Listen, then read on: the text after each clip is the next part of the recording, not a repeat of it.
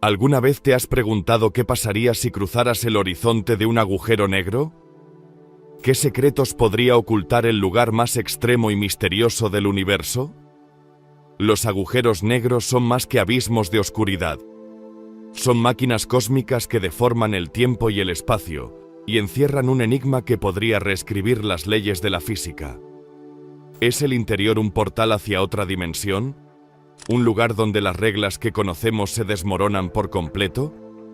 Entender qué hay dentro de un agujero negro no solo podría revelar los secretos más profundos del cosmos, sino también nuestro lugar en él. Si crees que la curiosidad puede desafiar la gravedad, no querrás perderte este viaje hasta el límite del conocimiento humano.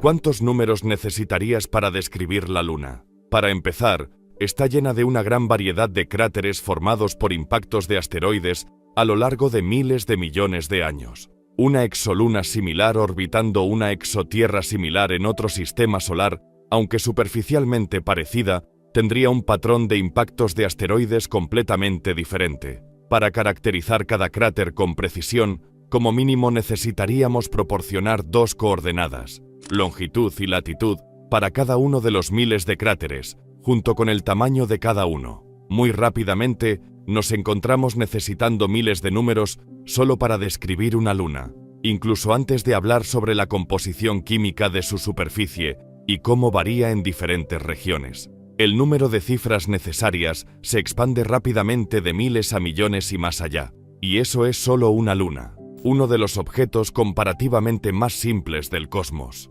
¿Cuántos más números harían falta para describir un planeta? ¿Una estrella? ¿Una nebulosa? O, de hecho, ¿cuántos números serían necesarios para describir el objeto único más masivo de todo el universo? ¿Un agujero negro? La respuesta para estos monstruos podría sorprenderte. 3 números y nada más. No importa cuán masivos sean, ni dónde se formaron, ni si están en nuestra propia galaxia, la Vía Láctea, o a 1000 millones de años luz de distancia.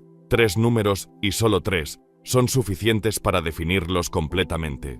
Por un lado, esto hace que los agujeros negros parezcan objetos muy simples. Solo se necesitan 3 parámetros para clasificarlos: su masa, su carga eléctrica y su momento angular. Conoce estos 3 números, y lo sabes todo. Y sin embargo, hay una cantidad enorme de formas en las que se puede formar un agujero negro. Pueden formarse tragando polvo y gas gradualmente a lo largo de miles de millones de años. Pueden formarse por el colapso directo de una estrella masiva en una supernova de tipo 2. Quizás otro más podría crecer a través de fusiones repetidas de pares de agujeros negros. Incluso podemos imaginar un agujero negro hipotético formado por el contenido de todas las enciclopedias y bancos de datos electrónicos de todas las civilizaciones del universo. Cada pieza de información y cada número jamás pensado o dicho por alguien en algún momento. Todo y cualquier cosa en el universo puede entrar en un agujero negro y, sin embargo,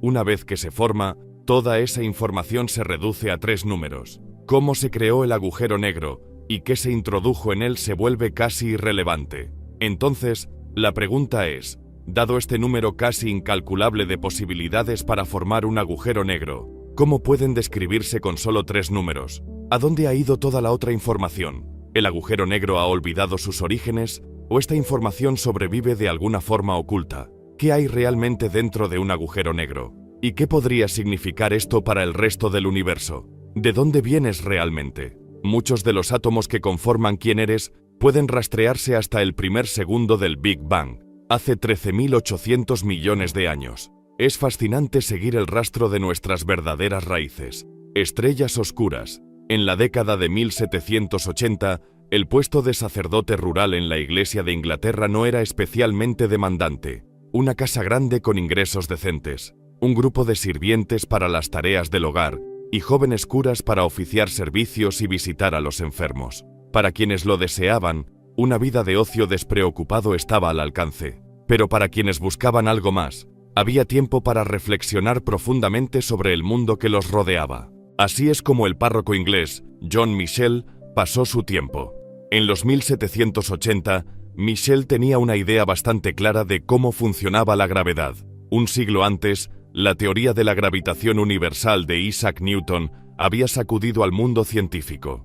Newton argumentó que la gravedad era una fuerza universal. Todo lo que tenía masa gravitaba, atrayendo instantáneamente a todo lo demás. Nada podía escapar a la fuerza de la gravedad, ni siquiera, reflexionó Michel, la luz misma. Además de pensar en la gravedad, Newton también había argumentado que la luz consistía en pequeñas partículas individuales, pequeños átomos de luz, a los que hoy llamaríamos fotones. Si esta teoría de la luz como partículas era cierta y la gravedad era universal, entonces la gravedad debería actuar sobre estas diminutas partículas de luz, tirando de ellas y atrayéndolas hacia atrás. Michel también sabía que la luz viajaba rápido, muy rápido. De hecho, a principios del siglo XVIII, el astrónomo James Bradley había medido la velocidad de la luz de manera precisa, analizando la aberración de la luz proveniente de estrellas distantes. A medida que la Tierra se mueve en su órbita, la combinación vectorial de la velocidad de la Tierra y la velocidad de la luz cambia, solo una cantidad minúscula, pero lo suficiente como para alterar ligeramente la ubicación aparente de las estrellas en el cielo. A través de este método, se determinó que la velocidad de la luz era de aproximadamente 180.000 millas por segundo. Esto era increíblemente rápido, pero no infinito. Por último, de manera intuitiva, Michel sabía que un objeto lanzado hacia arriba caería de nuevo. Sin embargo, si se lanzaba con suficiente velocidad, esto no sucedía. En cambio, tendría la velocidad suficiente para escapar de la gravedad de la Tierra y alcanzar el espacio. Este valor umbral, conocido como velocidad de escape, es la velocidad mínima de lanzamiento vertical necesaria para escapar de la gravedad de un planeta y alcanzar el espacio infinito. Según la teoría de la gravedad de Newton, calcular esta velocidad de escape para cualquier planeta es una tarea sencilla, dependiendo del tamaño y la densidad del objeto. Cuanto más masivo y denso sea el objeto, mayor será su velocidad de escape. Para la Luna, esta velocidad de escape es de aproximadamente 2,4 km por segundo. Para la Tierra, es de alrededor de 11,2 km por segundo. Para Júpiter, un poco menos de 60 km por segundo. Y para nuestro Sol, cerca de 617 km por segundo. Pero imaginemos un cuerpo aún más denso. ¿Qué pasaría, pensó Michel, con un cuerpo tan denso que su velocidad de escape superara la velocidad de la luz? Para un cuerpo de este tipo, la luz emitida desde su superficie no podría escapar. En este caso, dicho cuerpo parecería enormemente masivo desde el punto de vista gravitacional, pero completamente oscuro, atrapando incluso la luz bajo el dominio de su gravedad. El lenguaje y el razonamiento aquí corresponden a la física newtoniana, que sería reemplazada por las teorías de Einstein, pero el concepto que describe perdura hasta hoy y es claramente reconocible. El trabajo de Michel fue, aunque el término como tal no se usaría hasta casi 2 siglos después, la primera descripción de lo que ahora llamamos un agujero negro. Michel estaba muy adelantado a su tiempo, y su resultado parecía no ser más que una curiosidad abstracta. Por lo tanto, quedó archivado en un cajón científico y permaneció allí durante 150 años. La siguiente vez que se abriría ese cajón sería en las miserables trincheras de la Primera Guerra Mundial, donde el astrónomo alemán Karl Schwarzschild, desesperado por escapar del infierno que lo rodeaba, reflexionó sobre las ecuaciones de la nueva teoría de la relatividad general de Einstein. Después de desarrollar su teoría especial de la relatividad en 1905, 10 años más tarde, Einstein logró ampliarla para incluir la gravedad, construyendo su teoría general de la relatividad. Esta teoría requiere 10 ecuaciones para describirse. Hoy en día son familiares, pero cuando se escribieron por primera vez, parecían formidables y casi imposibles de resolver. En 1915, los métodos para abordar estas ecuaciones eran desconocidos. Al intentar resolverlas, Schwarzschild buscó la solución más simple que pudiera imaginar: un espacio-tiempo esféricamente simétrico alrededor de una masa puntual concentrada. Sustituyendo todo y calculando cuidadosamente, obtuvo una solución, ahora conocida como la solución de Schwarzschild, probablemente la solución más famosa de las ecuaciones de Einstein. La solución de Schwarzschild implica un parámetro, Una masa esférica uniforme. En la relatividad general, la masa deforma el espacio-tiempo cercano. La magnitud de esta deformación depende de la coordenada radial. Cuanto más cerca de la masa, mayor es la deformación, mientras que a mayor distancia hay poco cambio. La solución de Schwarzschild presenta una propiedad profunda e impactante que se hace visible en ella. A medida que la distancia desde la masa se reduce desde el infinito, hay una distancia crítica donde ocurre algo extraño. Algunos términos en la solución parecen tender a cero, mientras que otros tienden al infinito. ¿Qué significaba esto? Aunque en ese momento no era posible realizar toda la derivación matemática, estos ceros e infinitos en un radio crítico, conocido como el radio de Schwarzschild, indicaban la presencia de un horizonte de eventos en la solución del agujero negro, una envoltura esférica a una cierta distancia del centro del agujero negro, que representaba un punto de no retorno para los objetos que se acercaban desde lejos.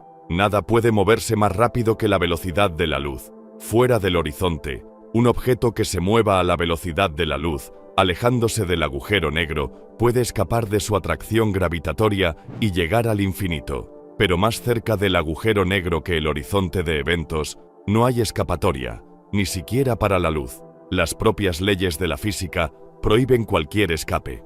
Cualquier astronauta que cruce el horizonte de eventos de un agujero negro se encontrará en un viaje sin retorno hacia el centro del agujero negro. Una vez dentro del horizonte de eventos, el tiempo siempre apunta hacia el centro del agujero negro. A medida que el astronauta cae más adentro, la atracción gravitatoria se vuelve cada vez más fuerte. Así, el astronauta continúa cayendo hasta llegar a la singularidad misma, un lugar donde las leyes de la relatividad general clásica dejan de ser válidas y la curvatura del espacio-tiempo se vuelve formalmente infinita. Esto era similar a los cálculos de Michel sobre un radio en el que la velocidad de escape superaba la velocidad de la luz. Si una cierta masa se condensaba en un radio menor que su radio de Schwarzschild, colapsaría ineludiblemente. El radio de Schwarzschild de nuestro Sol es de aproximadamente 3 kilómetros, y para la Tierra es menor a 1 centímetro. El radio de Schwarzschild de un ser humano está en el orden de 10 a la potencia de menos 23,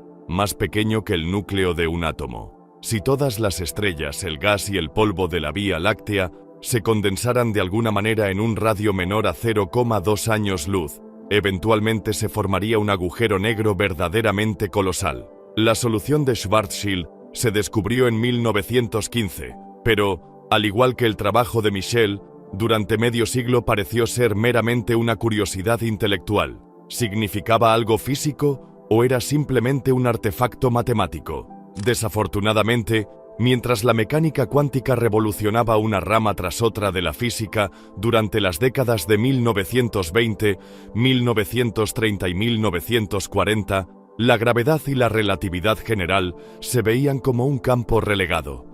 Los comentarios del físico estadounidense Richard Feynman sobre una conferencia sobre gravedad a la que asistió a principios de la década de 1960 ilustran lo que se pensaba de este campo. No estoy sacando nada de esta reunión, no estoy aprendiendo nada. Como no hay experimentos, este campo no es activo, así que pocos de los mejores científicos están trabajando en él. El resultado es que hay una multitud de inútiles aquí, y no es bueno para mi presión arterial. Pero el estado del campo descrito en el comentario mordaz de Feynman cambiaría por completo a finales de la década de 1960, cuando una combinación de avances teóricos y observacionales devolvió con fuerza la investigación sobre los agujeros negros y la relatividad general, tanto en el ámbito teórico como en el observacional. Este resurgimiento ha continuado hasta el día de hoy.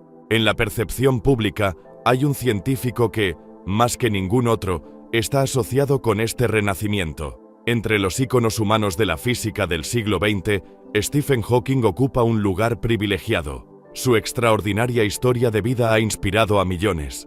Nacido en 1942, estudió física como universitario en Oxford, antes de trasladarse a Cambridge para realizar su doctorado. Pero durante su doctorado, la vida de Hawking cambió drásticamente en dos aspectos interrelacionados. Primero, a los 21 años, fue diagnosticado con esclerosis lateral amiotrófica, ELA. una enfermedad neurodegenerativa con una expectativa de vida típica desde el diagnóstico de aproximadamente 18 meses. En segundo lugar, tras haber conseguido un título con honores de primera clase en Oxford prácticamente sin esfuerzo, por primera vez en su vida comenzó a trabajar con intensidad y dedicación. Ante la perspectiva de una muerte temprana, se volcó en su trabajo con el deseo de lograr algo significativo y dejar un legado de su talento. Hawking terminaría viviendo más tiempo que cualquier otra persona con su enfermedad, falleciendo finalmente en 2018 a la edad de 76 años como uno de los científicos más célebres y famosos del mundo. Las razones científicas de su fama surgieron del primer renacimiento en el estudio de los agujeros negros, que tuvo lugar principalmente entre 1967 y 1974. Durante este periodo, una extraordinaria colaboración creativa entre Hawking y el matemático Roger Penrose revolucionó el estancado campo de la relatividad general. Juntos, Hawking y Penrose demostraron un conjunto de teoremas clave. Si comenzamos con un grupo de partículas masivas cercanas entre sí, interactuando bajo la influencia de la gravedad, no es intuitivamente claro lo que sucederá. Tal vez colapsen y formen un agujero negro, pero también es posible que se impulsen entre sí y escapen. Hawking y Penrose resolvieron esta pregunta. Demostraron que, bajo condiciones bastante generales, las colecciones de partículas de materia bajo la influencia de la gravedad colapsarían, y que el resultado inevitable de ese colapso sería una singularidad en la estructura del espacio-tiempo, rodeada por un agujero negro. Este resultado no se basaba en la intuición, la esperanza o las expectativas, era una prueba matemática. La colaboración entre Hawking y Penrose también transformó la forma en que los relativistas pensaban sobre el espacio y el tiempo, gracias a una nueva visualización conceptual llamada diagramas de Penrose. Estos diagramas simplificaron gran parte de la complejidad de muchas soluciones de las ecuaciones de Einstein.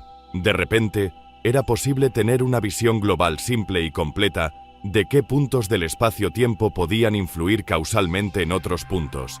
En estos diagramas, la luz siempre viajaba en un ángulo de 45 grados, lo que permitía ver fácilmente qué puntos podían tener contacto causal con otros. En este lenguaje, el horizonte de sucesos podía verse como el límite donde ya no podía haber contacto causal con el espacio infinitamente lejos del horizonte. Mientras su cuerpo se deterioraba, la mente de Hawking se elevaba y su imaginación se expandía por el espacio y el tiempo. Había buenas razones para pensar que los objetos fantásticos descritos por esos garabatos en las páginas, los agujeros negros, realmente podrían existir en nuestra galaxia.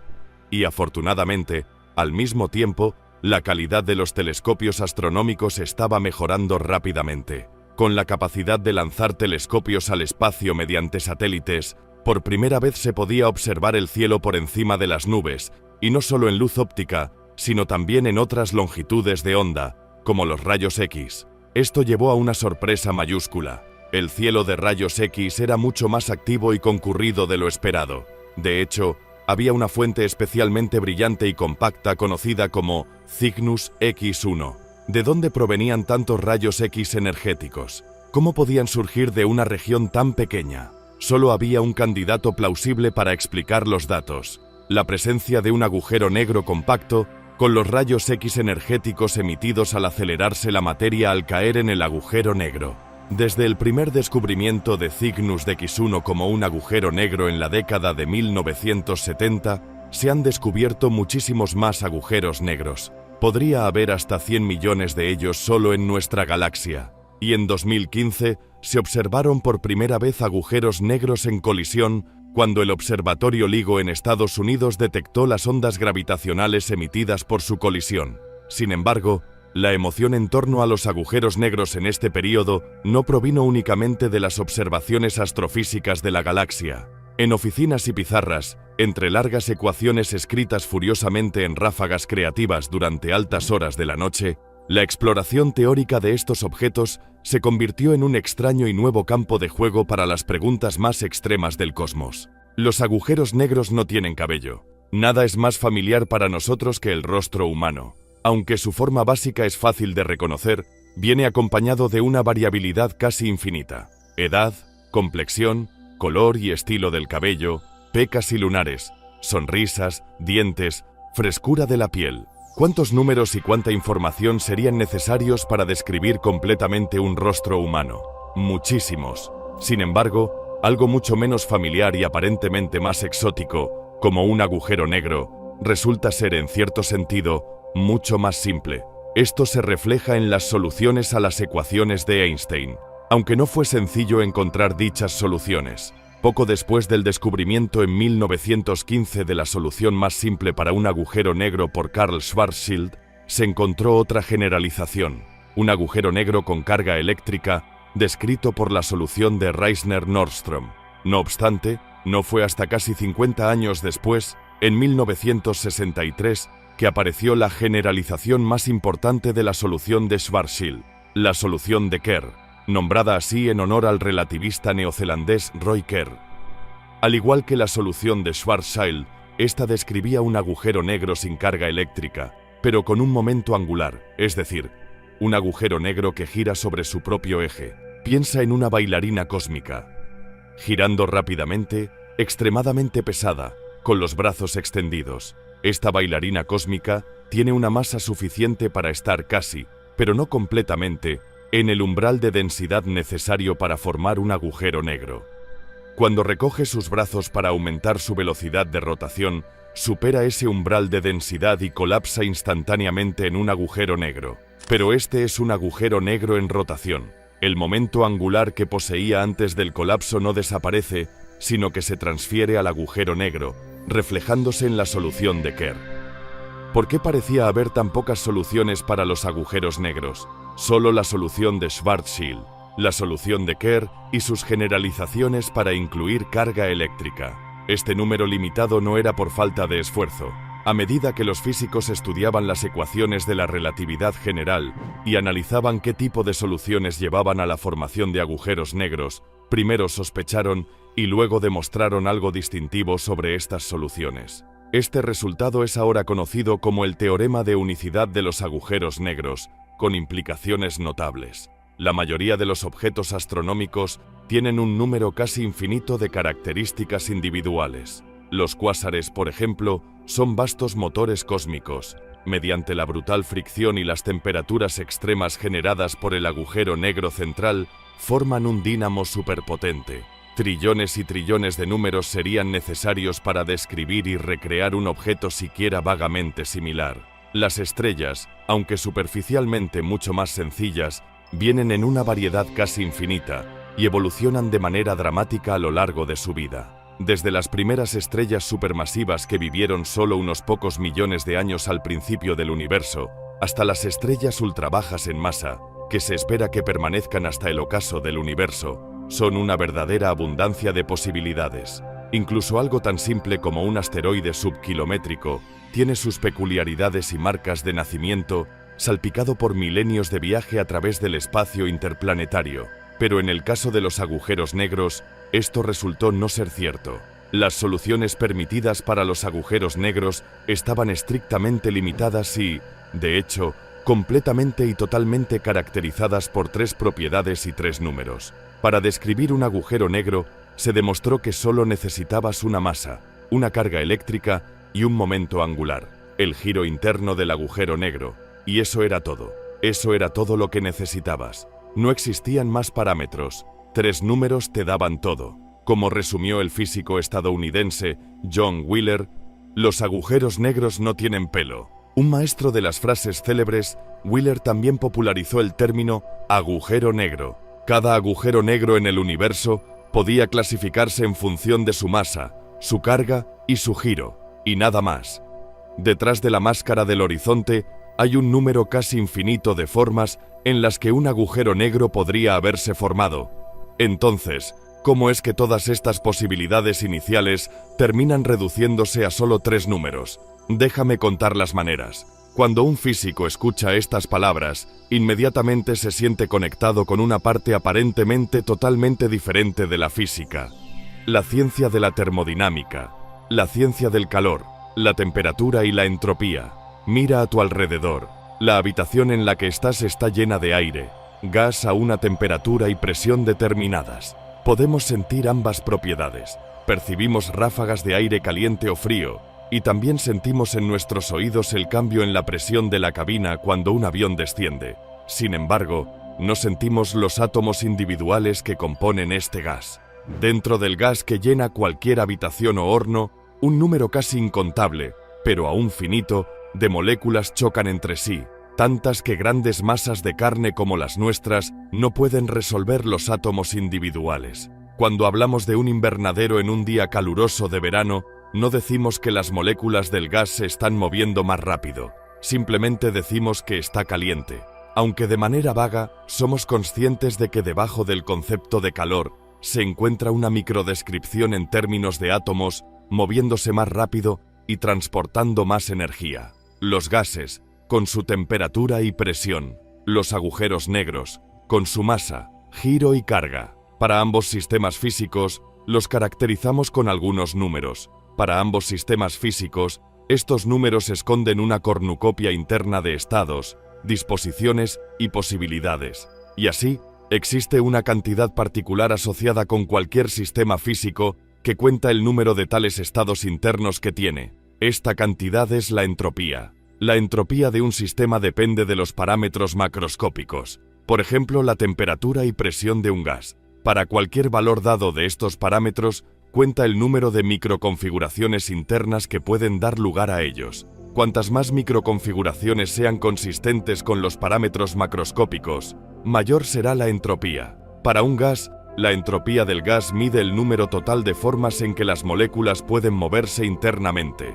El vasto número de maneras en que los átomos del gas pueden moverse, dados una presión y temperatura macroscópicas fijas. Esta entropía, el número de disposiciones internas, aumenta con la temperatura del gas. Este resultado no es sorprendente y es intuitivamente sensato tan pronto como sabemos que los gases realmente consisten en muchas pequeñas moléculas moviéndose rápidamente. Las temperaturas más altas representan el caso en que las moléculas se mueven un poco más rápido y transportan un poco más de energía. Dado que los átomos pueden moverse en muchas direcciones, simplemente hay más formas de moverse más rápido que de moverse más lento. Para ver esto, nota que en el límite del movimiento más lento de todos, donde las velocidades desaparecen por completo, una partícula exactamente estacionaria tiene solo una forma de moverse, el movimiento nulo. Pero, ¿pueden estos conceptos de termodinámica, familiares en los gases y las bandas elásticas, realmente aplicarse a los agujeros negros, uno de los objetos más muertos y misteriosos de la física? Sorprendentemente, la respuesta es sí, aunque no hay átomos acelerados dentro de los agujeros negros, ni polímeros elásticos. Y sin embargo, todos los conceptos termodinámicos siguen siendo aplicables. Así como podemos hablar sobre la temperatura o la entropía de un gas, de la misma manera podemos hablar de ellas para un agujero negro. Este resultado data de principios de la década de 1970, sugerido por primera vez por Jacob Bekenstein, y luego desarrollado completamente por el físico británico Stephen Hawking. Bekenstein había sido estudiante de posgrado de John Wheeler, quien acuñó el término «los agujeros negros no tienen pelo». Al discutir con Bekenstein, Wheeler había notado que cuando mezclaba té caliente con té frío, la entropía total aumentaría de una manera que nunca podría deshacerse, pero si la taza mezclada caía posteriormente en un agujero negro, toda evidencia de esta mezcla desaparecería, ya que todo sería absorbido por el agujero negro en la solución única y fija del agujero negro. Esto hizo que Bekenstein reflexionara. ¿Podría realmente ser el caso de que la mezcla entre el té caliente y el té frío aumentaría la entropía total del universo, pero cuando el té se arrojara al agujero negro, ¿toda la entropía del té se perdería? Esto parecía imposible. De hecho, la idea iba en contra de la casi sagrada segunda ley de la termodinámica, que la entropía del universo entero debe aumentar con el tiempo. Esta es una de las ideas más preciadas de toda la física. De hecho, Arthur Eddington, famoso por su trabajo en relatividad y fusión nuclear, fue citado alguna vez diciendo: «La ley de que la entropía siempre aumenta ocupa, creo, la posición suprema entre las leyes de la naturaleza». Si alguien te señala que tu teoría favorita del universo está en desacuerdo con las ecuaciones de Maxwell, entonces mucho peor para las ecuaciones de Maxwell. Si se encuentra que está en contradicción con la observación, bueno, Estos experimentalistas a veces hacen las cosas mal, pero si tu teoría resulta estar en contra de la segunda ley de la termodinámica, no puedo darte ninguna esperanza. No hay nada que hacer más que colapsar en la más profunda humillación. Y así, pensó Bekenstein, que así como cada taza de té tenía una entropía, y la entropía total de la pareja aumentaba cuando las dos se mezclaban, lo mismo debería ser cierto para el agujero negro. Cuando la taza de té se arrojaba al agujero negro, esto solo aumentaría la entropía total del agujero negro en una taza de té. Y fue esto lo que llevó a Bekenstein a la asombrosa conclusión de que los agujeros negros deberían tener una entropía, ahora llamada la entropía de Bekenstein-Hawking. Fue un descubrimiento verdaderamente extraño. Los agujeros negros sí tenían entropía. Pero, ¿qué significaba esto? Agujeros negros no son negros. ¿Cuál es el agujero negro más caliente del universo? Desde los primeros descubrimientos de agujeros negros astrofísicos en la década de 1960, se ha descubierto toda una gama de ellos, y sus masas varían enormemente. Los agujeros negros más pesados conocidos, como Phoenix A o TON 618, son alrededor de 100.000 millones de veces más pesados que la masa del Sol. Estos son agujeros negros ultramasivos en los centros de enormes galaxias activas, capaces de energías espectaculares con sus jets de cuásares superpotenciados. Los agujeros negros más ligeros conocidos, detectados como compañeros oscuros de órbita de otras estrellas o púlsares, son solo unas pocas veces más pesados que nuestro Sol. Los candidatos al agujero negro más ligero conocido son los compañeros orbitales de PSR JC5U4 Filo 2e o la gigante roja VC723. Pero extrañamente, estos agujeros negros diminutos son 1.000 millones de veces más calientes que los gigantes distantes, monstruos supermasivos que alimentan galaxias enteras, aunque con una temperatura de poco más de una 100 millonésima parte de un grado, más calientes. Aquí es estrictamente relativo, y así, las temperaturas de los agujeros negros son pequeñas, pero no son cero. ¿De dónde proviene este calor? A principios de la década de 1970, Bekenstein y Hawking habían determinado que los agujeros negros deberían tener una entropía. La flecha del tiempo, la segunda ley de la termodinámica, continuaba apuntando hacia adelante. Dispara partículas hacia el agujero negro, y a medida que caen, la entropía de las partículas debería transferirse a la del agujero negro. La entropía total del universo aumentaría y las leyes de la física quedarían satisfechas. O eso parecía. Sin embargo, al pensarlo con más detalle, la mente notable de Hawking se centró en un problema con esta imagen. Imagina un gas caliente cayendo en un agujero negro y siendo completamente absorbido. Se pensaba que el agujero negro resultante debería ser frío, oscuro y compacto. Nada podría salir. Parecía ser un objeto de temperatura cero. En todas las demás partes de la física, cuando se mezclan objetos calientes y fríos, la temperatura del objeto frío aumenta con la mezcla. Pero aquí, el agujero negro parecía permanecer inerte, con una temperatura de cero absoluto. De hecho, esta era toda la idea de un agujero negro. Ni siquiera la luz podía escapar. Pero aquí fue cuando Hawking presentó una idea sorprendente y llamativa. Enfocándose en la noción de los agujeros negros como objetos termodinámicos con entropía, propuso que los agujeros negros también tienen una temperatura, no una analogía matemática de la temperatura,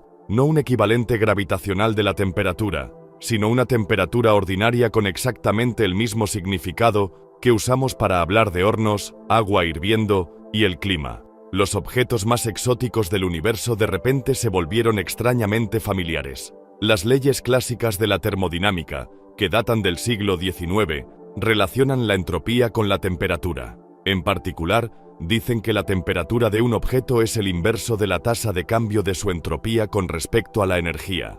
Para un gas, cuando se inyecta energía adicional, el número de configuraciones del gas aumenta. Al calcular esto con precisión, podemos determinar la temperatura del gas. Para un agujero negro, la entropía está determinada por el área del horizonte. En el caso más simple de la solución de Schwarzschild, esta entropía se comporta como el cuadrado de la masa-energía del agujero negro. Al insertar esta relación en la expresión clásica de termodinámica del siglo XIX para la temperatura, se obtiene un resultado sorprendente. El agujero negro debe tener una temperatura, y esta temperatura cambia inversamente con la masa-energía del agujero negro. Los agujeros negros grandes son fríos. Los agujeros negros pequeños son calientes. La temperatura de un agujero negro astrofísico típico en nuestra galaxia, formado por una estrella que colapsa y con una masa ligeramente mayor que la de nuestro Sol, es de aproximadamente una 1000 millonésima parte de un grado. Sin embargo, un agujero negro mucho más pequeño y hipotético, en lo que sabemos, formado al comprimir algo como el monte Everest hasta un punto, tendría una temperatura de cientos de miles de millones de grados, mucho más caliente que el centro de las estrellas más grandes. Esta propiedad inusual significa que los agujeros negros se comportan de una manera opuesta a nuestras intuiciones. Un fuego normal comienza siendo cálido y caliente. A medida que emite calor se enfría, y eventualmente no queda más que un pequeño resplandor de las cenizas, que eventualmente se apaga. Los agujeros negros, por otro lado, se vuelven más calientes a medida que emiten calor. Mientras que el agujero negro comienza frío, se calienta a medida que pierde energía, evaporándose eventualmente en una explosión de radiación.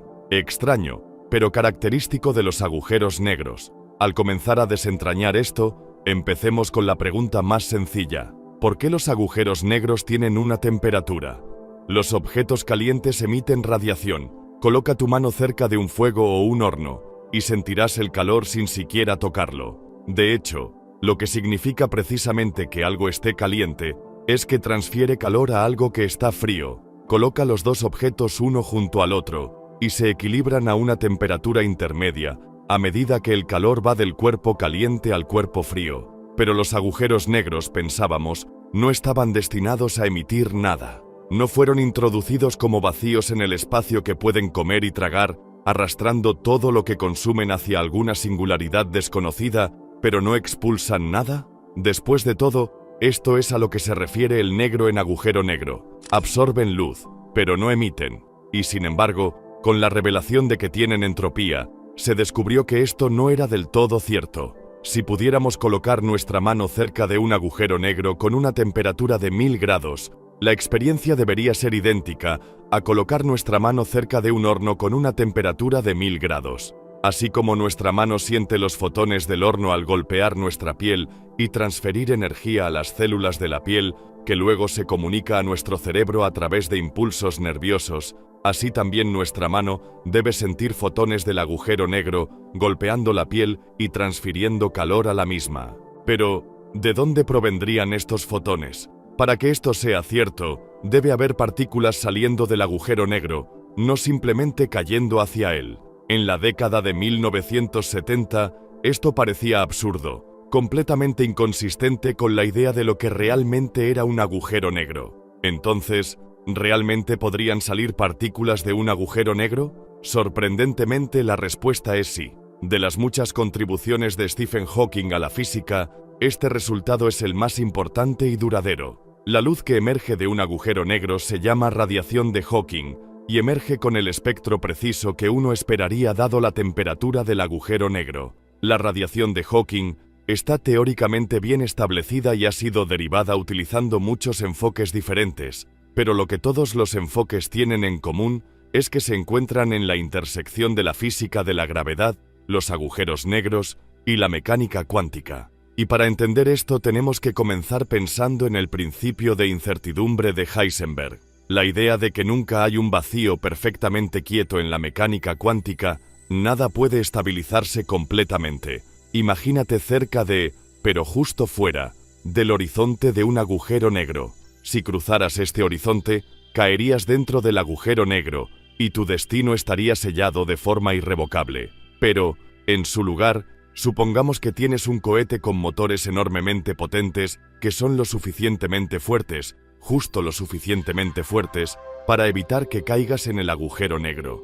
Los motores disparan constantemente y te mantienes fuera, justo fuera, del horizonte. Imagina dos balizas en el cohete, una en el lado hacia el horizonte del agujero negro y otra en el lado opuesto. La luz emitida por la baliza del lado del horizonte cruza inmediatamente el horizonte y cae, sin retorno, hacia la singularidad del agujero negro. Sin embargo, la luz emitida desde la otra baliza, dirigida hacia el exterior del agujero negro, tiene éxito en escapar del agujero negro y alcanzar el espacio profundo, lejos de él. Esto es similar a cómo funciona la radiación de Hawking.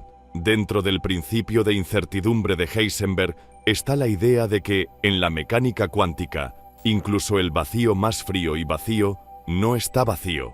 Hay una energía intrínseca asociada con este vacío, y es incluso posible tomar prestada energía del vacío por un corto periodo de tiempo. Cuanta más energía quieras tomar prestada, más corto es el periodo de tiempo durante el cual se te permite tomarla prestada. Esto significa que, durante periodos muy cortos de tiempo, el vacío puede tomar prestada suficiente energía para crear, aunque temporalmente, pares de partículas y antipartículas, siempre y cuando estos se reabsorban rápidamente nuevamente en el vacío y su energía regrese al vacío. No se hace daño a las leyes de la física ni a la ley de conservación de la energía. Aunque esto pueda parecer extraño, es uno de los ejemplos de la complejidad del vacío en la mecánica cuántica.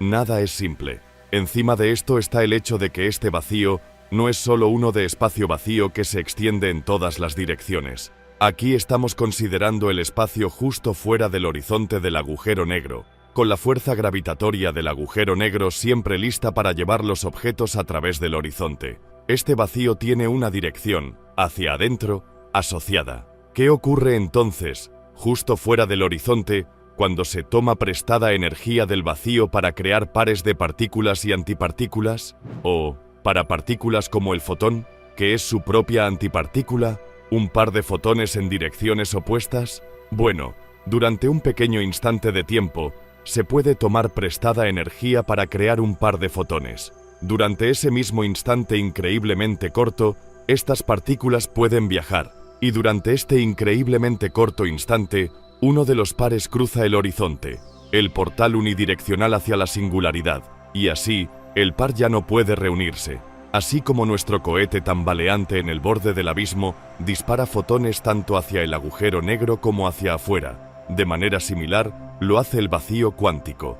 Mientras una partícula escapa hacia el infinito, la otra cae en el agujero negro, y la energía prestada del vacío ahora tiene que ser devuelta por el agujero negro. El resultado neto es que un fotón escapa, llevándose un pequeño trozo de energía, y esta energía es devuelta por el agujero negro, perdiendo una pequeña fracción de su masa-energía. El cálculo detallado confirmó la intuición de Hawking de que este proceso se parece a un horno caliente emitiendo luz. El espectro de fotones emitidos por el agujero negro es exactamente el de un horno caliente con una temperatura dada por la fórmula de Hawking.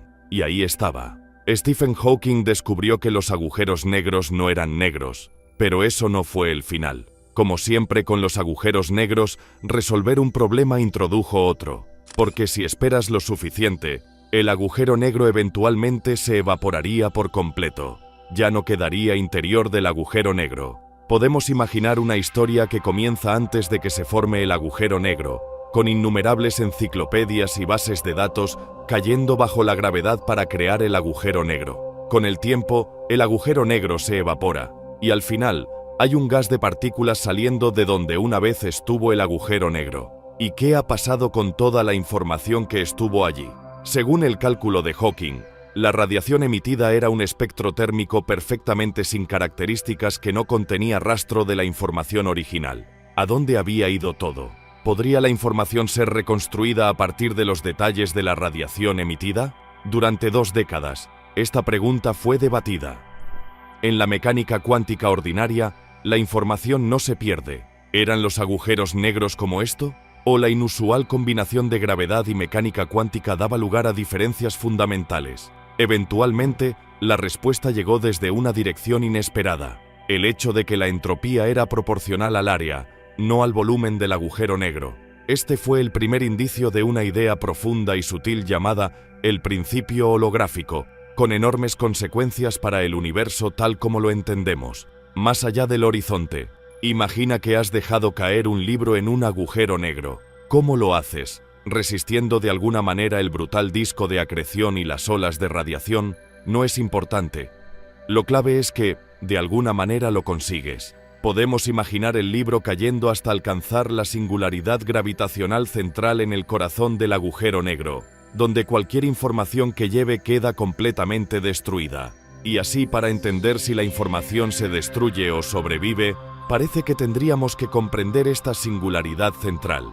¿Cómo es el interior de un agujero negro? ¿Sobrevive la información en una teoría de gravedad cuántica? Si registráramos los detalles de cada fotón emitido por el agujero negro a través de la radiación de Hawking, ¿podríamos en principio reconstruir la información? La mayoría de las ideas que hemos discutido hasta ahora, como la existencia y la entropía de los agujeros negros, así como la radiación de Hawking, aunque emocionantes, son conceptos que se habían trabajado en su mayoría a finales de la década de 1970. Pero en los años siguientes, los físicos se dieron cuenta de que la física de los agujeros negros contenía aún más, los primeros indicios de verdades aún más profundas y extrañas. En particular, la física de los agujeros negros nos ha dado las primeras pistas de una de las propiedades más notables y sorprendentes de la gravedad, el principio holográfico. Y es este principio holográfico el que ofrece el mejor marco para pensar en lo que ocurre con la información perdida en un agujero negro. Para empezar, volvamos a la fórmula de Hawking para la entropía de un agujero negro. Hay una parte de esta fórmula que puede no parecer inusual, pero que de hecho es la primera indicación de algo revolucionario.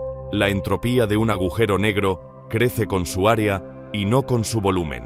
Los físicos sabían que la masa de un agujero negro es equivalente al área de su horizonte de eventos, el área geométrica de la envoltura esférica simétrica que lo rodea, dentro de la cual nada puede escapar. Para el agujero negro de Schwarzschild más simple, esta área del horizonte depende únicamente de la masa del agujero negro, pero para agujeros negros en rotación, la expresión del área del horizonte era más compleja y dependía tanto de la masa como de la velocidad de rotación del agujero negro.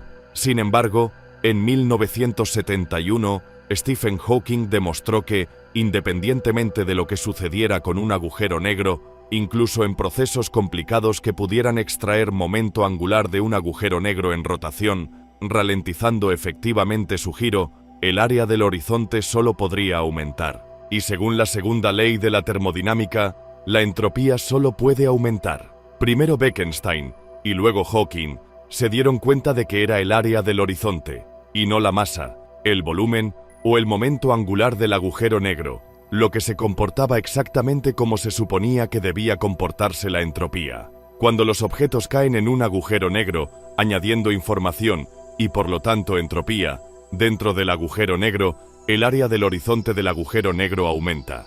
Cuando dos agujeros negros se fusionan, el área del horizonte del agujero negro resultante es mayor que la de cualquiera de sus componentes. En complejas maniobras de lanzamiento gravitacional, que pueden extraer tanto masa como momento angular de un agujero negro, la masa del agujero negro disminuye, pero el área del horizonte aumenta. ¿Pero por qué es esto sorprendente? Como hemos visto, los agujeros negros son similares a los gases en algunos aspectos. Ambos son objetos termodinámicos con temperaturas y entropías. Al igual que los gases calientes, los agujeros negros calientes emiten radiación. Sin embargo, hay una diferencia importante y sutil entre ellos. La entropía de cualquier objeto es una medida del número total de configuraciones internas que el objeto puede tener. Una medida de las formas en que se pueden reorganizar sus componentes internos, manteniendo iguales las propiedades externas. En el caso de un gas, la entropía crece con el volumen del gas. Imaginemos un globo a una cierta presión. Si mantenemos la presión constante, cuanto mayor sea el volumen del globo, mayor será el número de configuraciones internas posibles del gas. Supongamos que dividimos todo el volumen del gas en muchos pequeños bloques, pequeñas unidades de volumen. Cada uno de estos bloques podría estar encendido o apagado, quizás encendido. Signifique que hay una partícula de gas en el volumen y apagado que no la hay. Este es un modo muy simple de pensar en un gas, pero nos da una clave para entender la física de la entropía. ¿Cuántas configuraciones totales hay? Cada bloque puede estar encendido o apagado, por lo que hay dos opciones por bloque. Con un bloque habría dos opciones. Con dos bloques habría 2 por 2, igual a 4 opciones. Con 3 bloques, 2 por 2 por 2, igual a 8 opciones. Para 100 bloques multiplicamos 2 por sí mismo 100 veces. En general, el número total de configuraciones es 2, elevado a la potencia del número de bloques. ¿Y qué es diferente en los agujeros negros? En los agujeros negros, la entropía de Bekenstein-Hawking depende del área del horizonte del agujero negro y no de su volumen. En términos de nuestra imagen de pequeños bloques, cada uno de los cuales puede ser un 1 o un 0, esta fórmula implica que, para los agujeros negros, podemos contar el número de configuraciones internas dividiendo el área del horizonte en muchos pequeños bloques, cada uno de los cuales está encendido o apagado, es decir, un 1 o un 0. El conteo se parece al que hicimos para los gases, pero únicamente si realizamos el conteo en el horizonte del agujero negro y no en el volumen interior. Así, el principio holográfico afirma que en muchos sistemas gravitatorios, la física del sistema está completamente codificada en la frontera del sistema.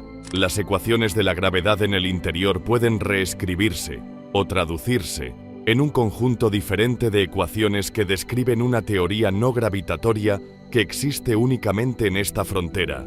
Sistemas gravitatorios en un espacio tridimensional pueden ser equivalentes a sistemas no gravitatorios en una frontera bidimensional. Sistemas gravitatorios en un espacio de 5 dimensiones pueden ser equivalentes a sistemas no gravitatorios en una frontera de 4 dimensiones. Los sistemas gravitatorios que existen en un cierto número de dimensiones son equivalentes a sistemas que existen en una dimensión menos. Una de las dimensiones en la teoría gravitatoria resulta ser redundante.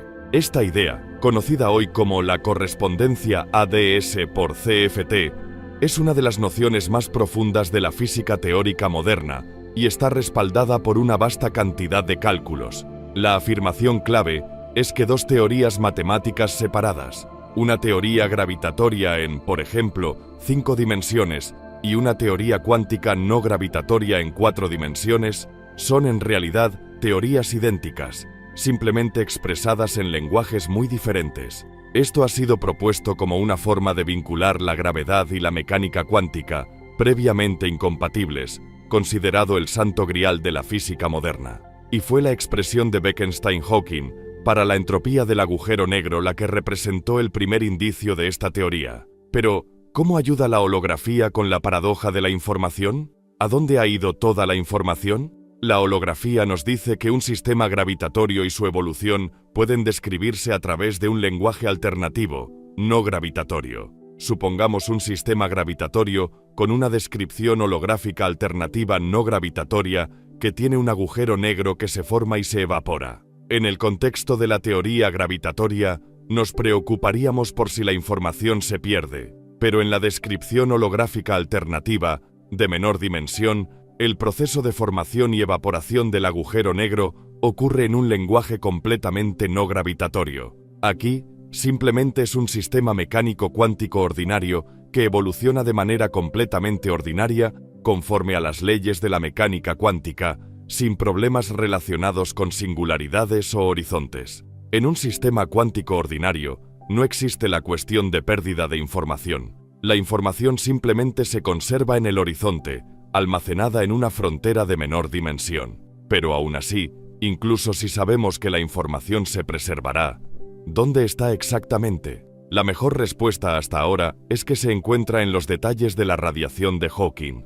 Aunque podríamos imaginar que la radiación se emite del agujero negro como si fuera un horno, sin correlación entre sí, esto no es del todo correcto. Los físicos creen que todos los fotones emitidos están sutilmente correlacionados y entrelazados entre sí, y es aquí donde residen los detalles de la información que cayó en el agujero negro. Así, los agujeros negros son verdaderamente objetos extraños que desafían nuestras nociones de qué es la información y la realidad. Pero, ¿de qué están hechos? Una vez formados y antes de evaporarse, ¿podemos decir que es realmente un agujero negro? En el caso de un gas, la configuración microscópica incluye la ubicación y las velocidades de todos los átomos que lo componen. ¿Cuál sería el análogo para los agujeros negros? Responder a esta pregunta no es fácil, y parece imposible de comprobar experimentalmente. Para acceder al interior de un agujero negro y descubrir de qué está hecho, nuestra hipotética nave cargada con tecnología futura